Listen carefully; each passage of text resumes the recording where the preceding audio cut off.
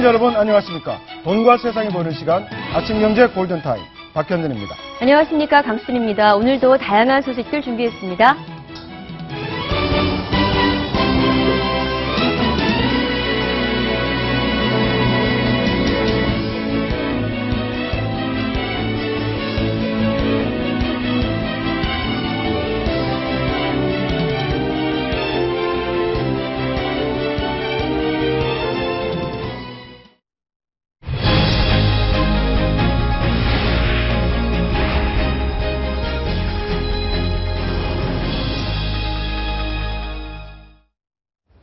네, 삼성이 미국계 헤지펀드 엘리엇 매니지먼트와의 법정 다툼 2차전에서도 승리했습니다. 이에 따라 삼성물산은 예정대로 17일 제1모직과의 합병을 결정하는 주주총회를 열 수 있게 됐습니다. 주총에서 엘리엇과 표 대결을 벌여야 하는 삼성물산으로서는 최대 주주인 국민연금의 선택이 가장 중요해졌습니다. 한정훈 기자입니다. 서울중앙지법은 엘리엇이 삼성물산과 KCC를 상대로 낸 삼성물산 자사주 매각 금지 가처분 신청을 기각했습니다. 재판부는 삼성물산이 KCC의 자사주를 매각한 것은 사회 통념과 비교해 크게 불공정하다고 보기 어렵다고 결정했습니다. 또 KCC가 오는 17일 삼성물산의 주주총회에서 의결권을 행사하는데도 문제가 없다고 판단했습니다. 이제 합병을 둘러싼 법적인 걸림돌은 모두 해결됐지만 삼성물산으로선 여전히 안심할 수 없습니다. 주총 참석 지분의 3분의 2 이상의 찬성을 얻어야 합병을 성사시킬 수 있기 때문입니다. 주총 참석률을 70%로 가정하면 삼성은 47% 이상의 우호 지분을 확보해야 합니다. 현재 KCC 지분을 포함해 삼성과 삼성 계열사가 보유한 지분은 20% 수준. 결국 11.21%의 지분을 가진 최대 주주인 국민연금의 찬성이 절실합니다. 지분도 크지만 국민연금의 판단이 다른 기관이나 소액주주의 결정에도 영향을 미치기 때문입니다. 법원의 판단을 볼 때 국민연금이 합병 찬성 의견을 낼 가능성이 높다는 관측도 나옵니다. 국민연금이 합병에 대해서 찬성을 하든 반대를 하든 기권을 하든 의사표시를 하게 될 텐데 찬성이라는 쪽에 이 표를 던질 수 있는 하나의 명분을 내줬다. 국민연금은 오는 10일 투자위원회를 열어 삼성물산 합병에 대한 의결권 행사 방향을 결정할 것으로 알려졌습니다. 채널A 뉴스 한정훈입니다. 네, 골든타임 오늘의 패널들 소개해드리도록 하겠습니다. 네. 곽수종 경제학 박사, 정철진 경제 칼럼니스트, 이호선 송실사이버대학교 교수, 백정문 변호사와 함께합니다. 어서 오세요. 네, 안녕하세요. 네, 앞서 리포트에서 보셨다시피 삼성물산 합병, 결국은 10일 열리는 국민연금 투자위원회 결정에 상당히 영향을 받을 것 같은데요. 어떻습니까? 10일 국민연금 투자위원회.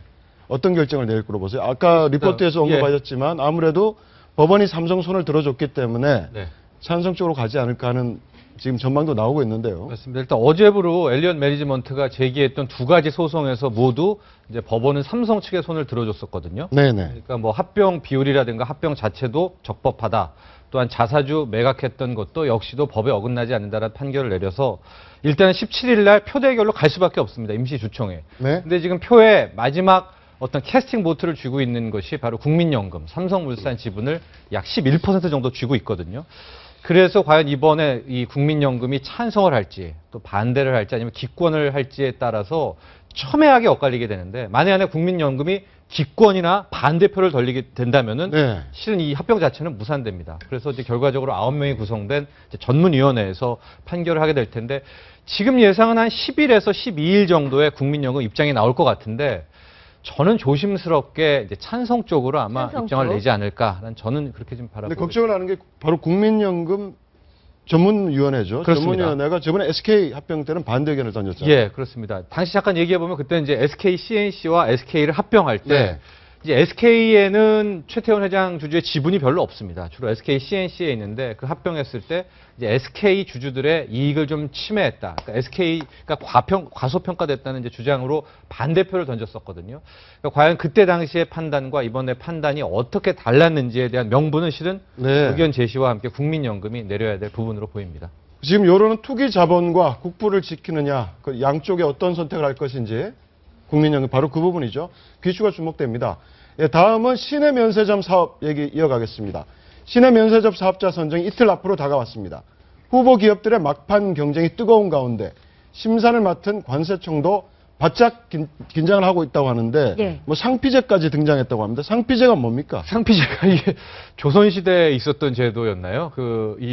같은 친족 간에는 그 연고가 있으면은 이제 같은 부서 내에서 관직에 근무하지 못하게 하는 법인데 왜 지금 관세청 이번에 면세점 심사에 상피제 얘기가 나왔냐면은 어떤 식으로든 이번에 입찰을 했던 뭐 유통 공룡들, 회사들과 연관이 있는 사람들을 심사위원 명단에서 다 제거를 했기 때문에 네. 그러는 건데 이제 심사위원은 15명으로 구성되어 있는데 공직자도 있고요. 뭐 민간 전문가들도 있고 구성이 되어 있는데 예. 지금 추스려서 15명이 나왔고 그 15명 정도의 그 심사위원 명단도 초극비사항이라고 합니다. 근데 네. 15명은 뭐 최고 몇 년 사이에 이번에 입찰했던 그런 면세점 이 지원 기업들과 전혀 연관이 없어야 된다. 네. 이것을 모토로 삼아서 뽑았다고 하는데 뭐 철통 보안이다 이런 얘기가 있습니다. 네, 관세청은 지금 강하게 이야기하고 네. 있습니다. 심사위원이 누군지 알려고 시도만 해도 불이익을 주겠다라고 네. 이야기를 하고 있고요.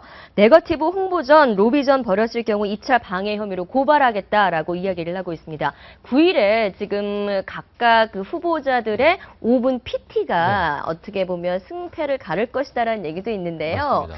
아니면 뭐 정말 뭐 이렇게 활용 점정을 찍거나 예. 일각에서는 HDC 쪽에서 호텔 신라 이부진 사장이 직접 나올 거다라는 얘기도 있습니다. 네. 저도 이제 어제 들었던 얘기인데요. 이제 본부장급이 실은 PT를 할 것이다라는 얘기를 들었는데 이제 급이 중요하지 않습니까? 또 심사위원 마음을 달래려면은 본부장으로 되겠느냐. 그래서 지금 CEO들도 출동을 한다는 얘기가 나왔고요. 그 관련해서 PT 뭐 숙박 합숙 훈련을 하면서 프리젠테이션 관련 훈련도 받고 있다라고 하는데 이번에 좀 초미의 관심사가 이제 HDC 신라 즉 현대산업개발과 호텔 신라의 합작 법인이 이제 대기업 TO에 지원을 하지 않았습니까? 그래서 지금 나오는 이야기가 이부진 호텔 신라 대표가 직접 PT에 나올 수도 있지 않겠느냐. 네. 이 정도의 이 경쟁이 치열하다면 그렇게 해서 지금 심사위원에게 어필하지 않겠느냐. 이런 얘기도 나오고 있는데요.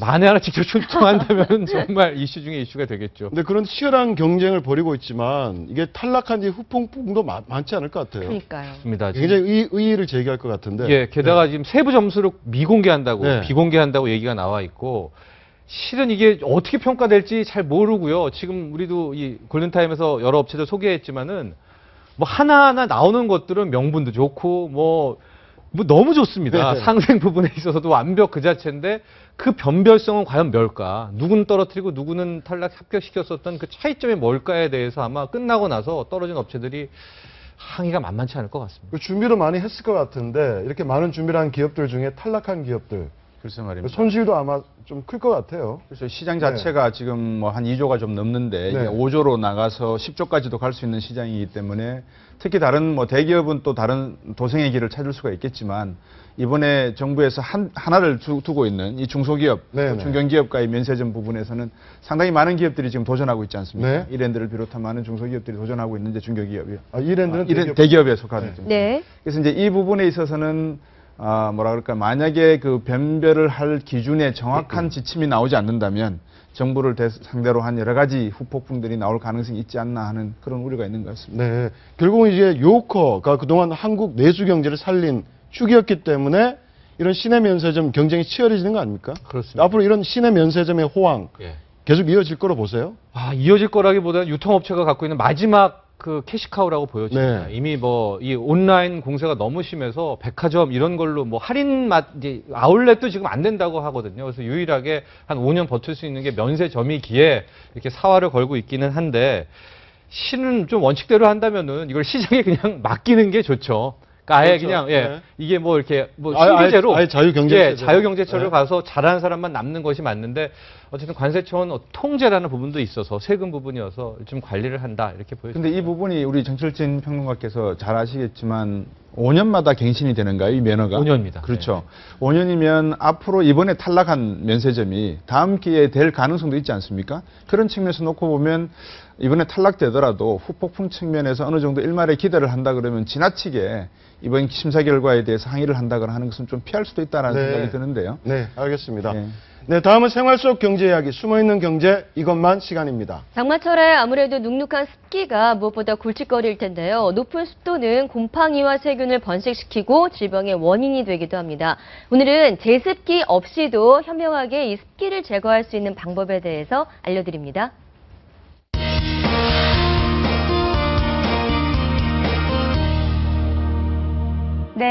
유용하고 재밌는 숨어있는 경제 이것만. 오늘은 여름 장마철을 이용한 공짜 천연 제습기 3가지를 소개해드리겠습니다. 온 집안이 눅눅해지다 보니 짜증 지수도 덩달아 올라가는 장마철. 에어컨이나 제습기를 사용하면 좋겠지만 방마다 두기에는 너무 비싸고 또 전기세도 부담스러운데요. 그렇다면 일단 솔방울을 몇 개 주워오시기 바랍니다.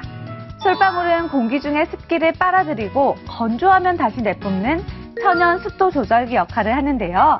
뜨거운 물에 씻어서 소독한 다음 잘 말려서 집안 곳곳에 놓아주시면 됩니다. 그리고 솔방울이 없다면 소금을 이용하셔도 좋은데요. 습기가 많은 곳에 소금을 놓아두면 이 소금이 습기를 빨아들이는데 습기를 머금은 소금은 햇빛에 말리거나 후라이팬에 볶아서 재사용할 수도 있습니다. 또 음료수를 먹고 남은 이런 페트병도 훌륭한 제습기가 되는데요. 페트병에 물을 70% 정도 넣고 얼린 다음 그릇이나 쟁반 위에 올려놓으면 주변 습기가 페트병에 달라붙어 물방울이 되는데 페트병을 담아둔 그릇에 어느 정도 물이 고일 때 그 그릇을 비워주기만 하면 됩니다. 어떠세요? 경제적이면서도 참 쉬운 방법들이죠? 그럼 숨어있는 경제 이것만. 다음 시간에는 더 유익한 정보 가지고 돌아오겠습니다. 네, 학교 내 집단 따돌림, 왕따는 매년 고질적인 사회 문제로 지적되고 있습니다.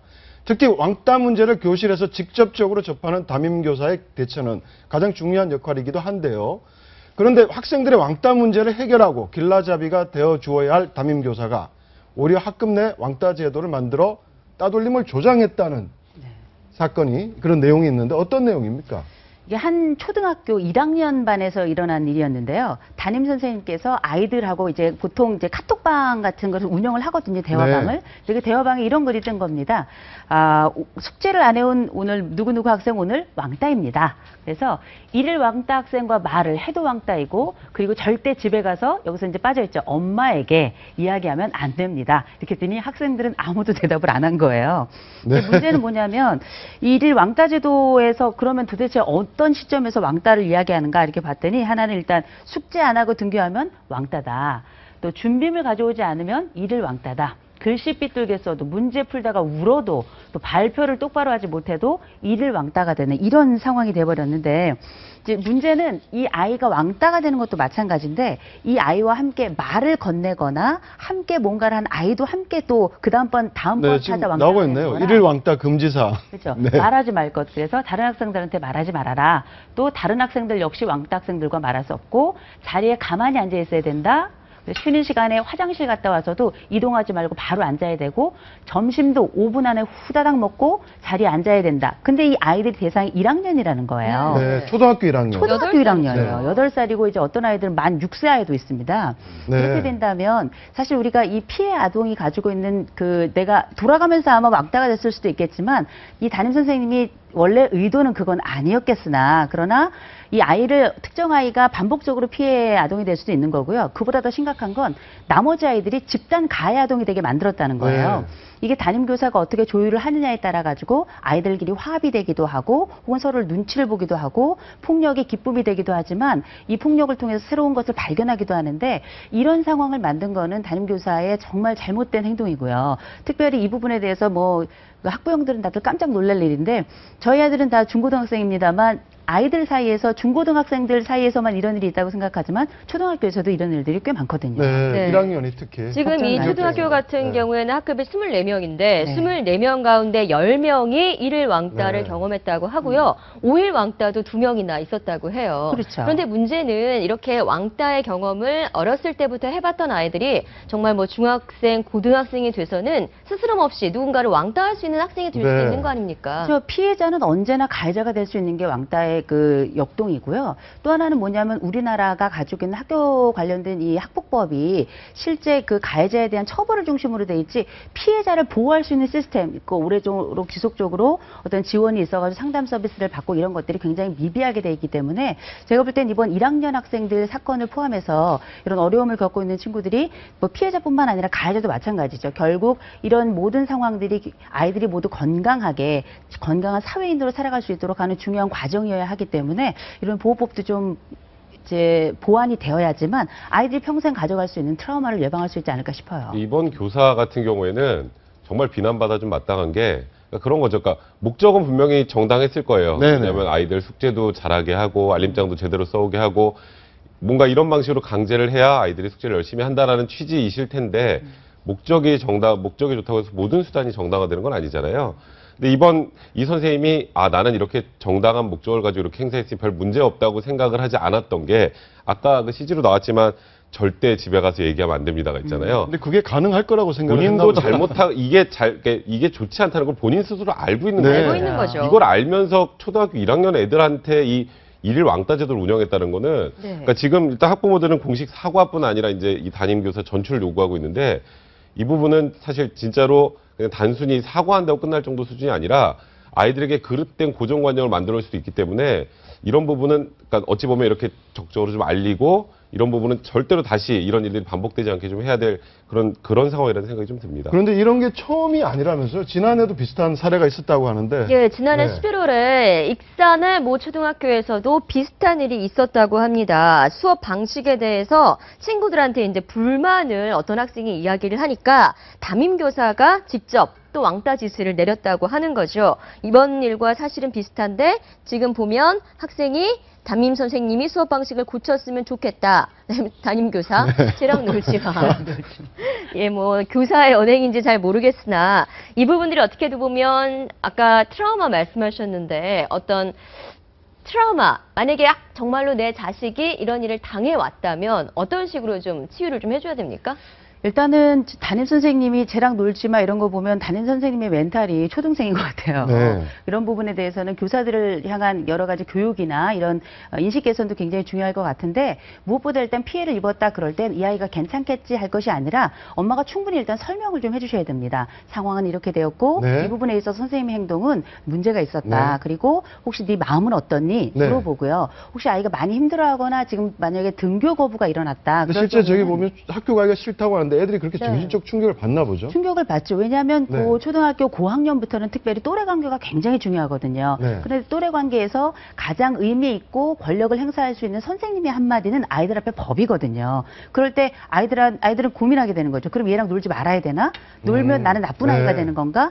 도덕적인 판단에도 굉장히 영향을 많이 미치기 때문에요. 아이가 많이 힘들어할 때에는 반드시 심리 상담을 꼭 받도록 좀 권하고 싶습니다. 어떻습니까? 이럴 경우 이런 담임 선생님의 경우 법적인 처벌도 가능한 겁니까? 만약에 학부모들이 요구를 할 경우 지금까지 나와 있는 사실관계로는 사실상 불가능하죠. 그러니까 예를 들어서 이 왕따를 조장하면서 폭행을 했다거나 학생을 아니면 뭐 협박을 했다거나 아니면 학대 정도로 볼 수 있는 거 정신적 육체적 가혹행위가 있었다면 법적인 처벌이 가능하겠지만 지금 상황에서는 적절하지 않은 행동을 한 건데요. 그러니까 저는 사실 아동복지법 같은 데서 이런 부분에 대한 소위 말하는 처벌이나 이런 부분도 어느 정도는 신설할 필요가 있는 것 같아요. 그러니까 어찌 보면 이게 처벌의 좀 사각지대거든요. 그러니까 아이가 지금 말씀하셨던 것처럼 잘못된 트라우마를 가지고 살 수도 있는, 평생 살게 될 수 있는 초등학교 1학년 때라면 굉장히 중요한 시기잖아요. 이런 행동을 하는 선생님 같은 경우에 무언가 제재를 가할 수 있는 방안을 좀 만드는 게 필요하지 않을까. 법적 근거 조항을 좀 만들 필요는 그러니까 지금 현 시점에서는 처벌 조항은 없습니다. 네, 알겠습니다. 네, 곽 박사님 어떻게 들으셨어요? 담임교사의 왕따 지시. 예. 글쎄요. 미국 같은 경우 예를 좀 들어서 말씀을 드리면 앞에서 정신적 충격 말씀을 하셨는데 미국은 영어로 볼링이라고 하는 단어가 있습니다. 그렇죠. 볼링이라고 하는 게 이제 왕따를 놓는다 이런 뜻인데 영어의 합성어인데 볼리사이드라고 그러니까 왕따를 당해서 수이사이드 한다, 그러니까 자살한다라는 말이거든요. 그러니까 미국도 사실 이 문제가 심각한 문제라고 봐야 되겠죠. 일본도 이즈메라고 하는 내용이 있지 않습니까? 근데 이런 문제에 대해서 학교가 어떻게 처벌을 하느냐. 그러니까 담임 선생님도 왕따적인 행동을 하시는 부분이 있고, 예를 들어 학생이 뭐를 했는데 쟤는 믿지 마 이런 말을 갖다 다른 학생들한테 하는 경우도 있고요.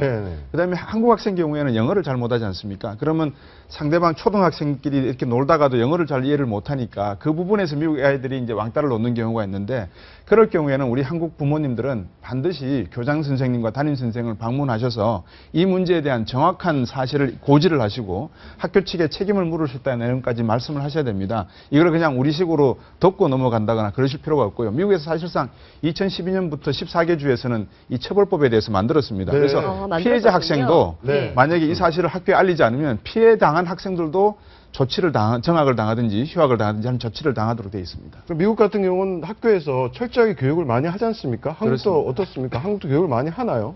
처벌을 하죠. 교육을 하지 않고 처벌을 하는데 당연하다고 생각하지만 아이들에게는 조금 더 많은 교육이 필요하다고 생각이 되고 무엇보다 사실 이게 어느 시점에서 이게 뭐 집단 따돌림이나 이런 것들이 어느 기준에서 처벌이 이루어지는가에 대해서 불분명하기 때문에 때로는 뭐 가해자 피해자가 바뀌기도 하고 뭐 이런 양상들이 벌어지지만 어쨌든 피해자는 아플 수밖에 없어요. 고통스러울 수밖에 없는 거고 가해자를 하더라도 이 아이가 영원히 매장될 것처럼 이렇게 지탄할 것이 아니라 그 아이가 건강하게 살아갈 수 있도록 지역사회가 도와야 되거든요. 교육을 조금 더 강화하고 특별히 이 지금같이 담임교사가 인식 부족을 통해 가지고 아이들에게 이런 피해를 공개적으로 입히는 이런 일은 없어야 되겠죠. 네, 다음 사회 사건 사고로 좀 넘어가 보도록 하겠습니다. 송학식품, 여러분은 아마 많이 귀에 좀 익숙한 식품회사 이름일 텐데요. 이 송학식품에서 대장균과 식중독균이 검출된 제품을 멀쩡한 제품으로 속여서 팔았다고 합니다. 떡볶이, 뭐 쌀 이런 건데 2년 동안 무려 180억 원 어치가 넘게 유통을 지금 시켰다고요? 있습니다. 지금 뭐 유승민 원내대표 사건 때문에 이 뉴스가 좀 묻혔는데 이게 어마어마하게 큰 뉴스입니다. 왜냐하면 이 송학식품이라는 회사가요. 우리나라 떡볶이 떡 공급 중에서는 시장 점유율의 압도적인 1위입니까? 예. 아, 네. 이 회사의 연매출이 한 500억 정도 되는데 이 떡볶이 떡 팔아가지고 한 300억, 400억 정도의 매출을 올리는 그런 회사니까 이 송학식품 떡을 안 받는 곳은 없다 이렇게 생각합니다. 저희가 흔히 먹는 떡볶이는 웬만하면 저 송학식품에서 이제 제공하는 그 떡에서부터 베이스에서 시작이 되는 건데 지금 최근 2년간 180억 원어치를 유통을 시켰는데 저 행태들이 나오고 있죠. 애벌레 떡이라고 해서 애벌레가 떡에 있으니까 저 떡도 유통시키면서 또 과한 또 애벌레 죽이는 농약까지도 같이 살포하는 그런 게 있었고 대장균이 있었는데도 알고도 납품을 했고 심지어는 지금 2곳 정도의 푸드뱅크에서 저 송학식품이 떡을 기부를 했는데 실은 그게 아주 치명적인 이 오류가 있는 저 반품이 됐던 떡을 저렇게 기부를 하면서 생색도 냈다. 뭐 이런 이야기들이 속속 지금 전해져요. 네, 푸드뱅크에서는 저 반품한 떡 전수조사에 들어갔다고 합니다. 참 저 어이가 없는 일인데. 반품한 떡 저 기부하고 그걸로 세제 혜택까지 받았으니까요. 그러니까요. 그러니까 지금 사실 이런 부분 관련해서 지금 뭐 한 13명 정도 그 대표이사 포함해서 13명 정도가 이제 불구속 입건이 됐거든요. 식품위생법 위반으로. 그러니까 우리나라에서 사실 제가 좀 항상 이 안타까운 부분이 하나가 소위 말해서 먹는 거 가지고 장난치는 이런 일에 관련해서는 처벌이 진짜 엄격해야 되거든요. 근데 통상 이렇게 지금 아까 말씀하셨던 것처럼 우리가 먹는 떡볶이 떡의 대부분이 다 여기 거라면 우리는 계속 대장균과 그런 뭔가 문제가 있는 떡을 먹어왔던 거잖아요. 그렇다면 이렇게 사회 경제적으로 문제가 심각한 부분이라면 처벌이 정말 엄격해야 되는데 통상은 대부분 뭐 식품위생법 위반으로 불구속 입건했습니다. 그 이후에는 잘 모르잖아요. 대부분 집행유예 아니면 벌금 정도로 끝난단 말이에요. 그러니까 이런 소위 먹는 거 가지고 장난치는 거 관련해서는 정말 좀 처벌이 좀 엄격해야 되지 않나 이런 생각이 좀. 근데 대장균이 기준치의 거의 100배가 넘는다고 그러는데 그러면 어떤 수준입니까? 100배가 넘는다고 대장균 그러면. 덩어리. 리스테리아균이라는 게 사실 우리가 회 같은 거 잘못 먹었을 때 나오는 균인데 굉장히 치명적이거든요. 뭐 대장균 이런 것들이 뭐 버글버글하다 그러는데 저희 주부들 같은 경우는 이 식품 회사에 대해서 굉장히 신뢰도가 높아요. 그러니까 저는 저기서 나오는 꼬마 떡볶이라고 있는데 저희는 그것만 먹었어요. 아마 지금까지 한 2년간 먹은 떡볶이가 한 100봉지 이상은 될 겁니다. 저는 지금 이걸 어떻게 해야 되나. 그래서 제가 좀 이렇게 됐나 이런 생각도 막 드는데 사실 우리가 알고 있는 이 식품에 대한 신뢰도라는 게 해썹이라는 것에서 나오는데 이것마저도 조작할 수 있다는 게 제가 너무 화가 났고요.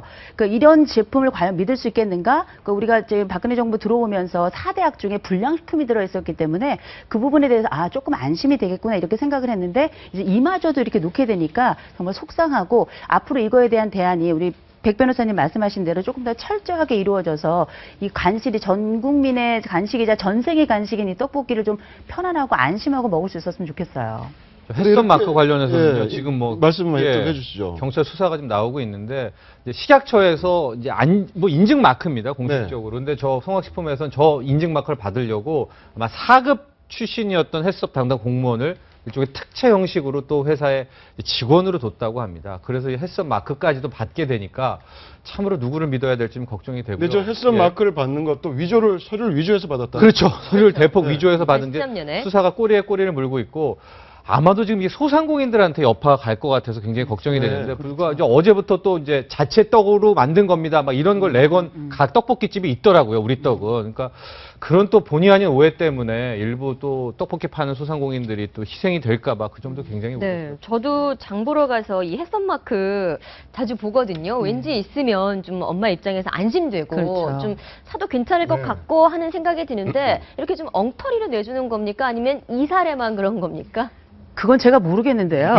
그러나 분명한 건 뭐냐면 신뢰라는 거죠. 그러니까 지금 우리나라에서 계속 이렇게 오르내리고 있는 말 중에 가장 대표적인 단어가 신뢰의 부분인데 특별히 먹거리라는 거는 어쩌다가 발생하는 게 아니라 매일 식탁에 오르는 거고 매 끼니마다 식탁에 오르는 건데 이 부분에 대해서 문제가 생길 수 있다는 것, 구멍이 이렇게 허점이 쉽게 나고 그냥 사급 공무원 정도 동원해가지고 속일 수 있다면 대부분의 가능한 영역들도 많지 않겠는가. 다른 식품들은 어떻겠는가. 그러니까 주부들 입장에서는 누굴 보고 사야 되고 어딜 가서 사야 되고 이걸 어떻게 먹어야 될지 심지어는 뭐 그러면 농약 검출이 나오나 안 되나 리트머스 종이 같은 걸 들이대야 되나 여러 가지 고민들이 많은데 이거야말로 개인이 해결할 수 없는 문제거든요. 이거는 법과 그리고 단속 그리고 또 하나는 또 의식 개선 그 기업하는 분들의 의식에 굉장히 좀 관심을 가지고 스스로가 돌아볼 수 있는 기회를 좀 삼았으면 좋겠어요. 그러니까 매년 식약처가 현장 실사를 했다고 하는데도 전혀 적발하지 못했어요. 그렇다고 그러면 관리, 감독, 당국도 문제가 있는 거 아닙니까? 그러니까 책임을 져야 되는 거 사실 같은데요. 이 햇섭 마크라는 것 자체가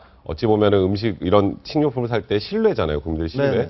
근데 이와 관련돼서는 이 기업의 책임을 전적으로 돌리면 안 되는 것 같아요. 아까 말씀하셨던 것처럼 이거는 정부 당국에서 어쨌건 이 제품은 안전합니다라고 인정을 해준 거라고 생각을 하거든요. 소비자들은. 그래서 이걸 보고 사는 건데 여기에서부터 이렇게 흔들리기 시작하면 이제 음식을 못 믿는 걸 떠나서 정부까지 못 믿게 되니까 이 부분은 이게 뭐 서류가 위조돼서 사급 공무원을 채용해서 이렇게 됐으니 우리가 문제없다가 아니라 정부 당국에서 정말 이런 부분은 국민들의 신뢰를 회복하기 위해서라도 좀 철저한 조사와 앞으로 이런 일이 더 이상은 재발하지 않도록 하는 뭔가 재발 방지 대책 같은 건 분명히 좀 마련해야 될 것 같다는 생각이 듭니다. 네, 알겠습니다. 네, 그런데 이 송학식품의 실질적인 오너라고 할 수 있었던 회장은 성호정 전 회장은 사실은 지난해에 좀 투신 자살을 한 것으로 알려지고 있습니다. 2010년에는 뭐 모범 납세자로까지 선정이 됐었는데 그때 뭐 국세청 세무조사를 받으면서 그때 지난해 투신을 한 것으로 알려지고 있거든요. 그러니까 생전 언론 인터뷰를 한번 보면 송학식품이 왜 송학이냐? 소나무와 학처럼 귀하고 오래 살자는 뜻으로 품질과 위생관리를 철저히 하겠다는 뜻으로 지었다고 하는데 실상은 전혀 정반대였던 것 같습니다. 저 송호정 회장 일화가 굉장히 많이 유통업체에 전해집니다. 네. 아마 부부가 뻥튀기 장사에부터 시작을 해가지고 저 500억대 회사를 일군 이쪽에서는 입지적인 인물이었었는데 입지전적인 이제 작년에 세무조사 때 좀 안타까운 비극이 있었고요. 지금은 근데 올해 다시 이 대장균 떡볶이 떡 납품 얘기가 나오니까 혹시 그때 아마 이런 얘기도 같이 좀 나오지 않았었나 뭐 이런 얘기도 나오고 있고요. 참 안타까운 일들이 이어지고 있습니다. 네, 알겠습니다. 다음은 북한 소식 하나 전해드리도록 하겠습니다. 네, 북한 김정은 최측근인 최룡해 노동당 비서의 오촌 조카가 한국에서 구속됐습니다.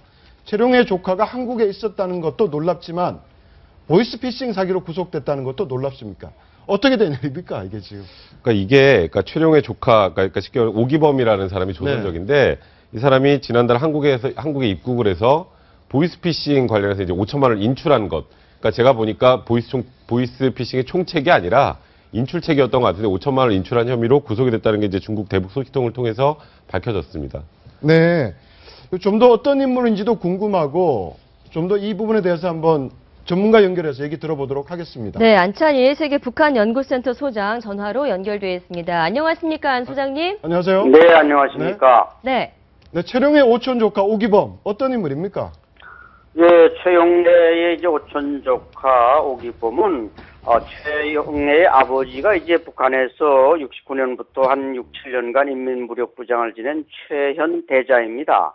바로 이 최현 대장의 누이 동생 최종해의 둘째 손자가 이번에 체포된 오기범입니다. 네. 올해 이제 45살이고 그동안 이제 북한과 수산물 무역을 하면서 사업을 하다가 이제 북중 관계가 악화되니까 다시 이제 우리 한국으로 들어와서 이런 보이스피싱을 하다가 이번에 체포됐습니다.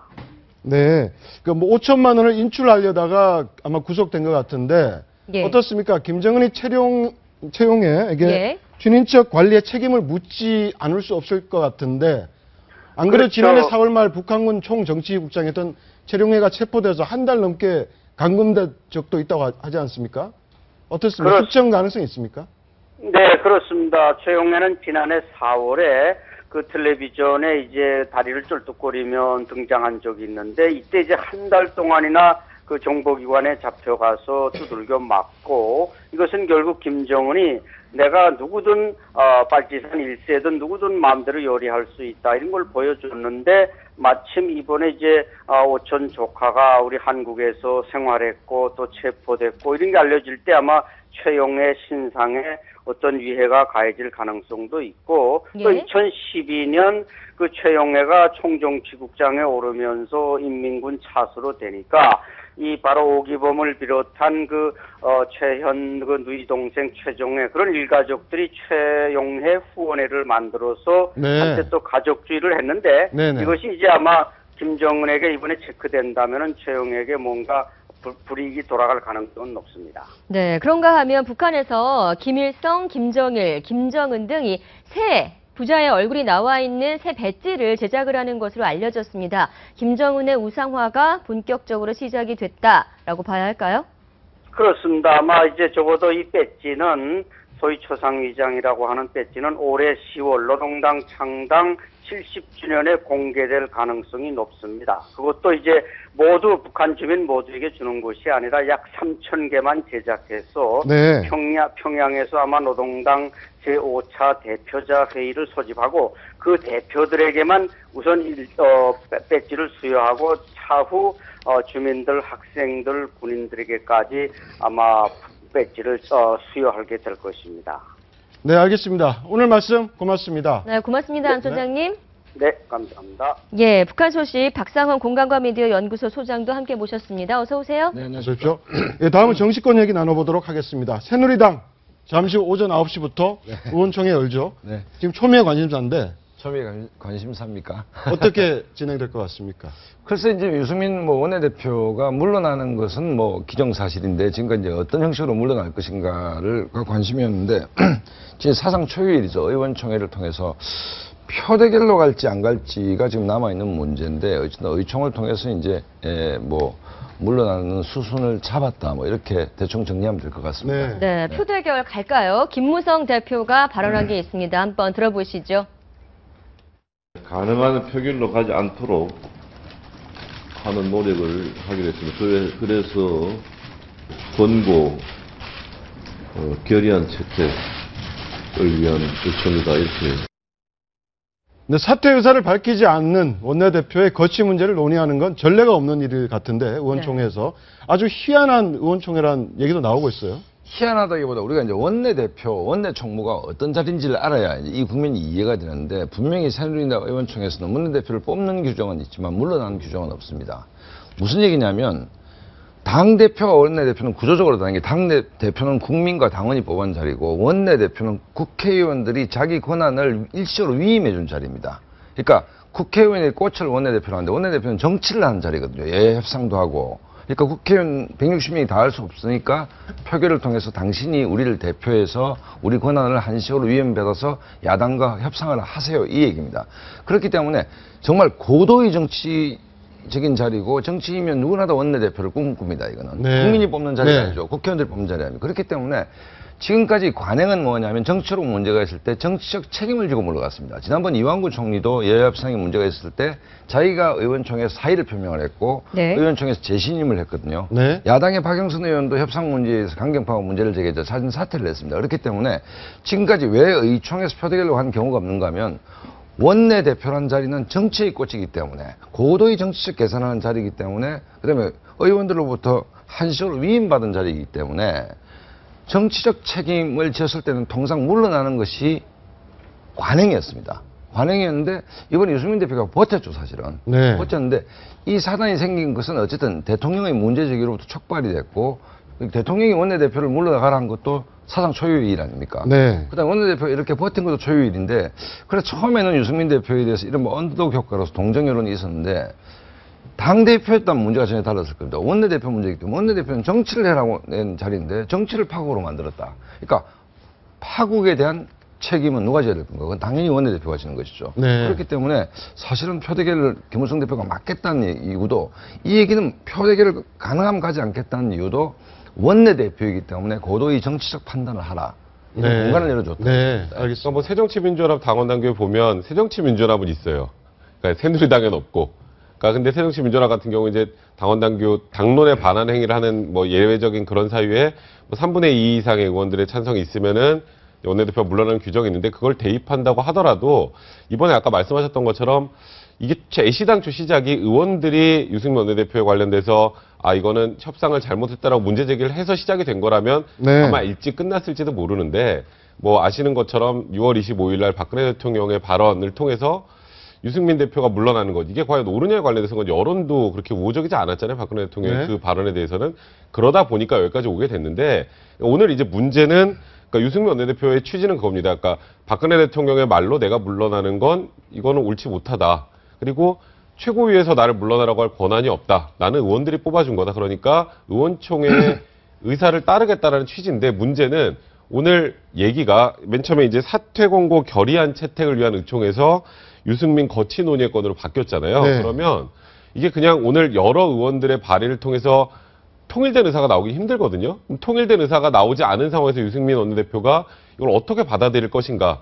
그러니까 이 정도면 이거는 의원들의 총의가 나를 물러나라고 하지 않는다라고 판단을 하고 해석을 하면 그러면 다시 원점으로 돌아갈 수 있거든요. 그러면 그렇게 되면 정말 말 그대로 파국으로 갈 수 있는데 그러니까 사실 저는 극단적으로는 표대결까지 갈 수도 있다는 생각이 들어요. 물론 네. 규정은 없지만 그렇지 않으면 유승민 원내대표가 받아들이지 않게 되면 그러면 말 그대로 또 강제로 물러나게 할 수 있는 방법이 없으니까 그러니까 어떤 방식으로든지 오늘은 최대한 이 네 분이 좀 봉합이 돼야 될 텐데 그걸 유승민 원내대표의 어제 워딩, 의총의 결과를 받아들이겠다가 네. 어떤 의미인지가 사실 오늘 뭐 관전 포인트가 될 것 같다는 생각이 듭니다. 결국 세 가지 시나리오 아닙니까? 자진 사퇴 발표하든지 아니 표결 가서 만약에 불신임 돼서 물러나든지 세 번째는 표결에서 신임이 됐지만 스스로 또 물러날 수도 있는 거고. 날 수도 있고 날 수도 네. 있는데 그러니까 이제 그 세 가지 시나리오가 의미가 없다라고 보는 것이 사실은 국회법이 대통령이 거부권을 행사해서 국회에서 폐기됐을 때 어떤 형태든 사의 표명은 불가피했습니다. 근데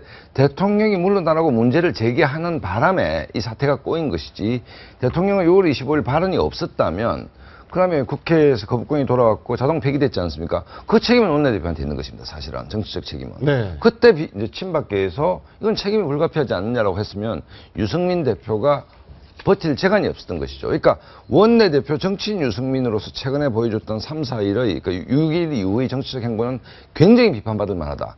정치의 꽃이라는 원내대표가 전혀 책임지는 모습을 보이지 않았다. 결과적으로 지위에 대한 책임은 원내대표가 있는데 자기가 통과시킨 법이 거부권 행사되고 폐기됐을 때 그 네. 정치적 책임은 원내대표가 지는 것이거든요. 근데 유승민 대표의 정치적 계산은 그 책임을 못 지겠다는 게 아니고 대통령이 물러나라 했을 때 내가 물러난 이유를 모르겠다. 즉 각을 전혀 다른 지점에서 잡고 있기 때문에 상황이 꼬인 것이죠. 꼬인 것이기 때문에 대통령의 6월 20일 발언도 이례적이었지만 이후에 이른바 친박 진영에서 유승민 대표가 자기 장사를 한다는 지점, 네. 6월 이후부터 좀 꼬이기 시작하는, 그 여론이 돌아서기 시작하는. 그러니까 국민들이 봤을 때 정치의 꽃이 고도의 정치적 판단을 하는 것이 원내대표인데 당을 거의 자중질환 상태로 만든 정치적 책임도 안 판단을 지고. 하고 있지 않다. 그렇죠. 그러니까 사적 판단만 하고 있는 게 아니냐. 네. 박근혜 대 유승민이란 부도를 잡는데 골몰하고 있는 거 아니냐. 이게 당에 대한 전체적인 피로감을 좀 높이는 거 아니냐. 그렇기 때문에 어찌됐든 6일날 국회법이 폐기됐을 때 원내 사령탑으로서의 정치적 입장 표명은 불가피했다. 그게 저는 마지막이었다. 이래 봅니다. 네. 아마 네. 제가 보기에는 뭐 유승민의 자기 정치를 한다라고 해석을 할 수도 있는 부분이 충분히 있습니다만 자기 정치라고 하는 것은 조금 과장된 부분도 있을 수 있다라는 생각이 들고요.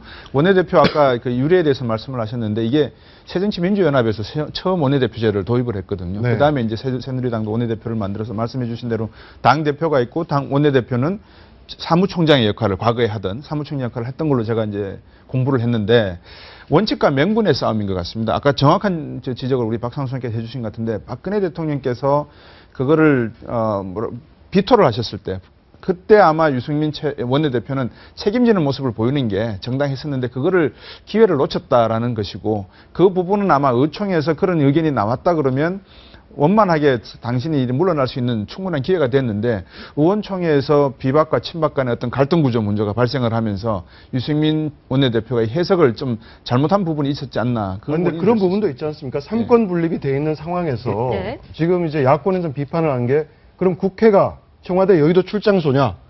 이런 부분도 뭐 어느 정도 일리는 있는 부분 아닌가요? 가능한데 우선 이제 곽 박사님 말씀하신 중에 사실관계를 수정을 하면 네. 야당에서 원내대표, 옛날에는 원내총무라고 했죠. 이거는 국회의원을 꽂히고 계속 있었는데, 이제 이걸 교섭단체 대표라는 개념에서 이름만 바꾼 것이고, 원내총무끼리 이제 협상을 주도하는 것이고, 뭐 야권에서는 충분히 뭐 국회가 뭐 청와대 출장소냐라고 비판할 수 있습니다. 있는데 또 새누리당은 뭐 친박계는 궁색하게 뭐 당헌에 보면 그 당은 대통령과 성과든 실패든 같이 한다는 규정이 있다. 뭐 이런 거고. 또 박근혜 대통령도 광의로 해석하면 새누리당 당원이죠. 네. 당원이고, 그 다음에 집권 여당의 뭐 최고 어른 아닙니까? 그렇기 때문에 뭐 그 박근혜 대통령이 6월 25일 발언이 옳았다는 얘기는 전혀 아니죠. 어쨌든 그것이 있은 이후에 지금 열흘 이상 지나고 있지 않습니까? 그 열흘 이후에 보여줬던 유승민 대표의 정치적 행태를 어떻게 해석할 것인가가 본질인데, 제가 보기에는 원내총무, 원내대표의 역할, 국민들이 잘 이해하기 힘든데 정치를 하는 사람이 비정치적 판단을 하고 있다. 그러니까 야당이 잘못하면 새누리당의 이익이 가거든요. 집권 여당이 잘못하면 피해는 국민한테 갑니다, 사실은. 그렇지 않습니까? 그렇다고 본다면 이렇게 당청 관계가 꼬이고 전국이 표류한 중심에 있었던 유승민 원내대표가 출구 전략을 모색할 수 있는 가장 큰 명분이 뭔가 6일이었다고 저는 보거든요. 이미 그 시기를 놓쳤다. 6일에 대해서 네. 아무 말을 안 했습니다. 네. 어떻게 집권당의 원내대표가 국회법, 이 나라를 이렇게 엉망 한 달간 시끄럽게 만들었던 국회법이 폐기가 됐는데도 불구하고 입장 표명이 없었다는 것은 지금 현장 상황인데요. 새누리당 의원총회. 잠시 후 오전 9시부터 의원 총회가 열릴 새누리당 의원 총회 현장 보여드리고 있습니다. 이종걸 새정치민주연합 원내대표가 지금 들어서고 있네요. 네. 이종걸 원내대표가 새누리당 의총에 갈 일은 그렇죠. 국회에 오는 거죠. 오늘 일단 출근을 한 거죠. 출근한 거죠. 예, 많은 어떤 정치권의 관심을 보여주듯이 취재진들 굉장히 많은 모습 보이고 있습니다. 자, 오늘 의원총회의 주인공 유승민 원내대표라고 할 수가 있는데요. 일단 어제까지는 망설임 없이 사퇴하지 않겠다를 시사하는 대답들 내놨습니다. 목소리 한번 직접 들어보시죠. 생각에는 변함이 없으신 건가요? 아직 입장을 변할 예, 아직까지는 그렇습니다. 제가 더 이상 있을 뭐 이유가 없고 나머지는 뭐 최고위원들이 알아서 하시겠죠. 어떤 결정이든 의총 결정을 따르겠다고 했습니다. 네. 이게 지금 유승민 원내대표 스타일이라는 얘기도 있어요. 네. 좀 아시죠? 굉장히 뭐 소신 스스로 물러나지 않고 날 쳐라. 긍정적으로 엘리트주의자죠. 뭐 대구 최고 명문가 출신이고 뭐 심지어 일각에는 삼형제가 있는데 유승민 원내대표는 서울대 경제학과를 나왔는데 둘째랍니다. 그러니까 첫째, 셋째가 유승민 대표보다 훨씬 공부를 잘했다. 뭐 이런 얘기인데 뭐 이렇게 원칙주의자고 꼬장꼬장하죠. 꼬장꼬장하고 그렇기 때문에 주위에 사람이 많이 없다. 뭐 이런 얘기도 있는데 어쨌든 뭐 똑똑한 사람입니다. 똑똑한 사람이고 그 다음에 뭐 새누리당의 경제정책이 이회창 대표 때부터 뭐 일단 일관되게 정책 통으로서도 역할을 해왔고 이른바 이제 개혁보수로서 자리매김하고 있는데 이게 이제 새누리당의 딜레마가 뭔가 하면 지금 굉장히 스펙이 좋은 사람들, 이른바 쇄신파들이 항상 문제가 됐던 게 당의 위기에서 소금 역할도 했지만 또 평상시에 자기 정치를 너무 한다는 거, 그러니까 선당 우사가 안 된다는 비판도 있는 것인데 그 지점에 유승민 대표가 좀 있는 게 아닌가 생각이 듭니다. 저런 모습을 보면서 저는 그렇게 생각합니다. 아까 의회 민주주의 말씀을 좀 하신 것 같은데 사실상 그 대통령께서도 당원이시고 또 현재 뭐 충분한 지분도 갖고 계실 거라고 보지만 이 본질이 저희들이 말씀을 나눴는데도 나눴지 않습니까? 공천에 있다, 내년 총선에. 뭐 그거는 뒤로 놓고라도 유승민 최고가 지금 생각하고 있는 것은 마치 뭐라 그럴까요? 자기가 생각하는 의회 민주주의라는 게 무엇이다라고 하는 것을 한번 이렇게 과시하고 싶은 내용도 있는 것 같아요. 대표 연설할 때도 내용을 들어보면 집권 여당 원내대표가 세월호 문제에 대해서 안타까운 이야기를 표출을 하고 하는 내용을 보면 상당히 좀 그런 측면도 있는 것 같고 두 번째 또 생각을 하다 보면 자기는 뭐 잘못한 거 별로 없는 것 같은데 의회 민주주의를 지키려고 노력하고 있는 것 같은데 괜히 옆에서 찝쩍거리면서 자기를 하나의 피해자로 만들어 놓고 있는 거 아닌가. 그러다 보면 내가 잘못한 게 무엇이 있나. 그런 측면에서 유승민 최고가 지금 아무 말씀도 안 하고 계시는데 당신이 생각하고 있는 내용은 무엇인지 그걸 언젠가 한번 좀 허심탄회하게 국민들한테 밝혀주는 것도 좋을 것 같습니다. 아니 뭐 개인의 정치 철학을 얘기할 뭐 필요는 개인이 판단할 문제인데 잘못한 게 없으면 죄송하다는 소리도 안 했었어야죠.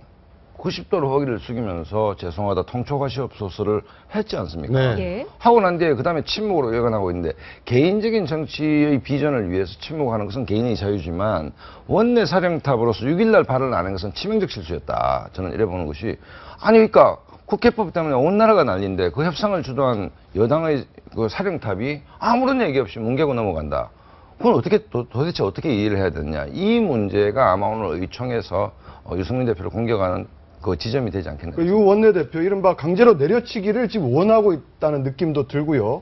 박근혜 대통령과 대척점에서 예. 자기적 정치적 자산을 조금 탄탄히 하려는 거 아니냐. 이른바 피해자 코스프레.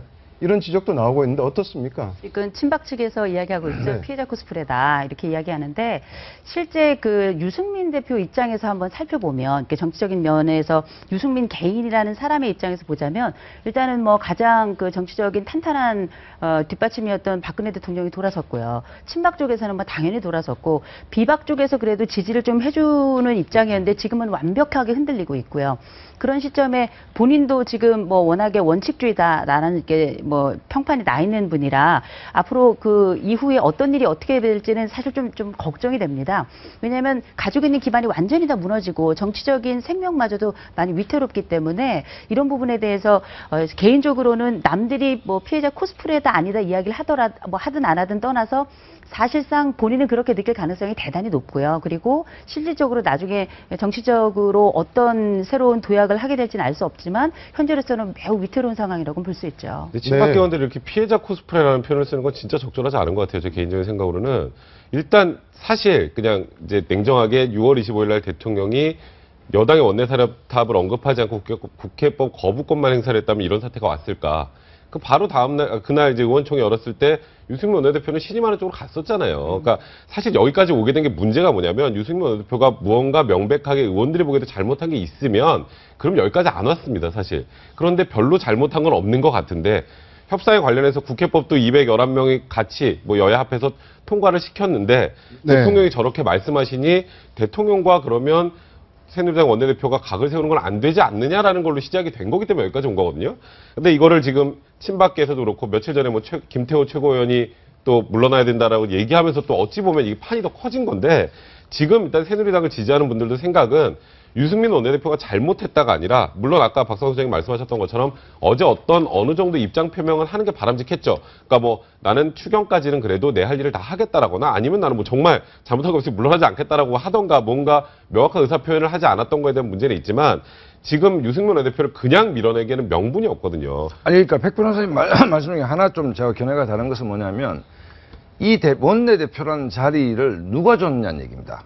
이 자리가 어떤 역할을 한 자리고 동료 의원들이 준 거죠. 동료 의원들이 위임해 준 자리죠. 네. 위임해 준 자리이기 때문에 의사표명은 어제는 아니고 6월 6일 날 국회법이 폐기됐을 때 어쨌든 처음에 말씀하셨듯이 여야 합의 선진화법 때문에 국민연금과 끼워서 말도 안 되는 얘기죠. 국회법을 3분의 1 통과시켰는데 대통령의 헌법적 권한에 의해서 그 거부권이 들어왔습니다. 그 다음에 새누리당의 국회의원들, 당원들은 투표권이 없잖아요. 국회의원들이 자동 폐기에 찬성했습니다.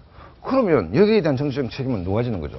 근데 그러니까 원내대표가 지든 안 지든 여기에 대해서 입장 표명이 있어야 된다는 것이죠. 입장 표명까지는 이해할 수 있는데 미국 같은 경우도 스피커가 대통령이 비토를 했다고 해서 무조건 모든 사안에 대해서 책임을 질 필요는 없거든요. 그러니까 그 책임을 지고 안 지고의 판단은 결국 돌아가면 그걸 위임해준 국회의원들이 한다는 겁니다. 그렇죠. 어떻습니까? 지금 비박계 의원들 입장이 나오고 있는데 네. 최고의 월권이다. 지도부 공동 책임이다.